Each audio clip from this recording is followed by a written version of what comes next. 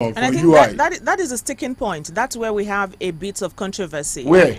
The one you're about to mention. There's no controversy about business, that. Let me quickly let you know. Okay. Maybe you're not really conversant with the story that emanated before we started going back and forth on this issue of certificate forgery.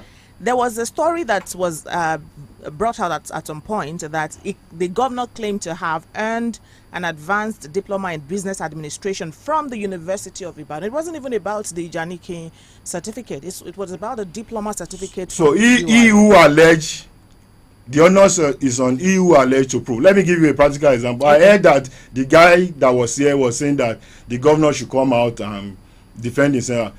You know the story of the president of Nigeria, Asiwaju Bola Ahmed Tinubu. Atiku was the one that alleged. Atiku spent this money to go to the United States of America, to Chicago, to go and find. Let them go and find out. You understand? Let them do their investigation. The institution. Yes. So okay. The honors is on them. EU allege, we prove. So as I was saying, okay. Then he attended. He is an alumnus of Lagos Business School, Pan-Atlantic University, Lekki, where he obtained his postgraduate certification in chief executive in business management in 2009. In 2013, he obtained his master's degree in business administration MBA from University of Liverpool, United Kingdom. So the governor of Ondo State is a public figure. He's somebody that is public. Is a public figure. And is anything around him is in the open. Anybody that wants to search, they should search. Like I said, the onus is on those people that are alleged, and we know where this is coming from. We know their sponsor. You know, we brought his lecturer now. Let them go and bring this. We know somebody that's calling himself an engineer that has not seen the four wall of a university or a polytechnic. Let him bring his. When the governor now was deputy governor, he attended the reunion of his school.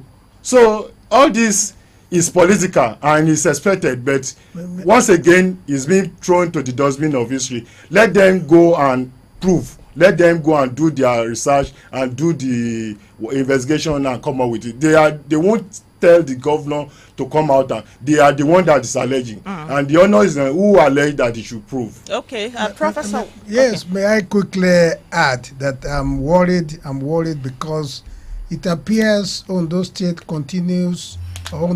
indigents continue to play politics of bitterness. When are we going to grow? Ekiti State was created in 1996, 20 years after Ondo State was created. Ekiti State today is far, far better. I was in Ibadan. I spoke with Governor Yebanji on Tuesday. We had a lengthy discussion. Ekiti State is getting intervention programs from the World Bank, from the federal government, and Ondo State keeps on blackmailing, pushing people. When are we going to grow? There has been no meaningful development in this state in the last 10 years, and I stand to be corrected. I know this, and I think it is high time we forgot our differences and come together to develop this state. That's my own personal worry, because when you start pulling somebody down, when is the state going to move forward? The achievements, none. I'm sorry to say, because Ondo State is about the least developed state in the federation since 1976.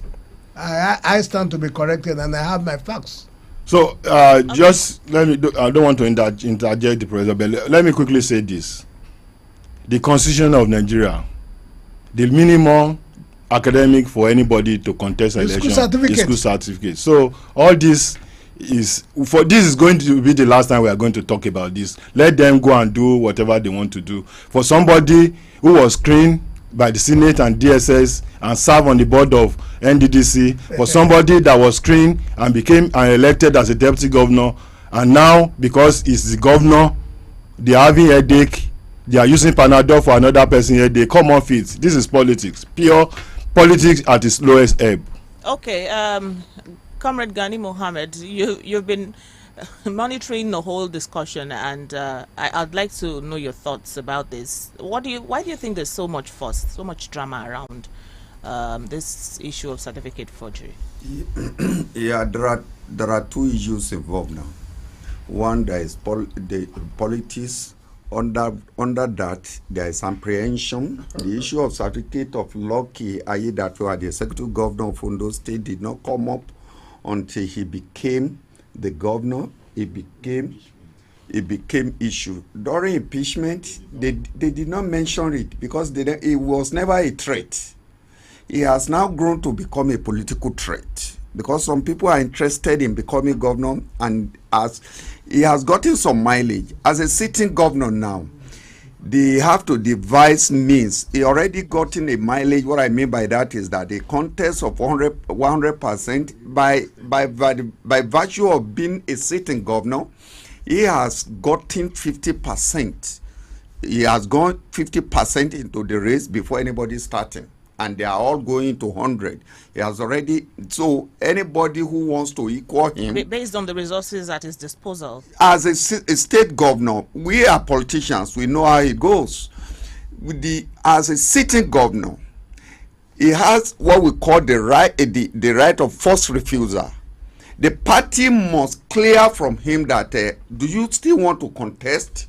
Is a right in APC that, Mr. Governor, do you still want to contest? If until he says no, before the party structure will align with any other person, and he has already shown interest that he will be contesting, and those who want to take the seat or take the ticket of the party must go beyond the regular and conventional means of taking over. So he must be discredited. He must be disqualified for them to be able to contest. That is the politics in it. Then the second one is that ignorance.